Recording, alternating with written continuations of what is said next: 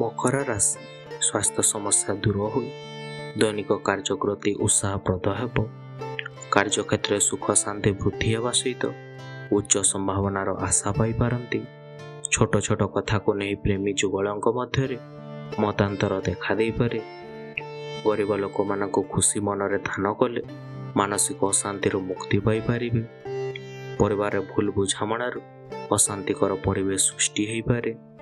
ପ୍ରିୟଜନଙ୍କ ସହିତ ଆକସ୍ମିକ ଭାବରେ ଭ୍ରମଣ ସୁଯୋଗ ଲାଭ କରିପାରନ୍ତି।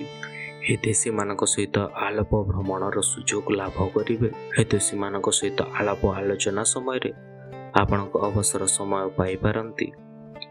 ଶ୍ରାବଣ ନକ୍ଷତ୍ରର ବ୍ୟବସାୟିକ ସ୍ଥିତି ସୁଦୃଢ଼ ରହିବା ସହିତ ଆର୍ଥିକ ଉନ୍ନତି ଆପଣଙ୍କ ଘଟିପାରେ। ଆଜି ଆପଣଙ୍କ ଶୁଭ ରଙ୍ଗ ହେଉଛି ନୀଳ, ଶୁଭ ସଂଖ୍ୟା ହେଉଛି 8 ଏବଂ ପ୍ରତିକାର ପାଇଁ ସୂର୍ଯ୍ୟଙ୍କ ଗାୟତ୍ରୀ ମନ୍ତ୍ରଟି ଆପଣମାନେ ପାଠ କରନ୍ତୁ।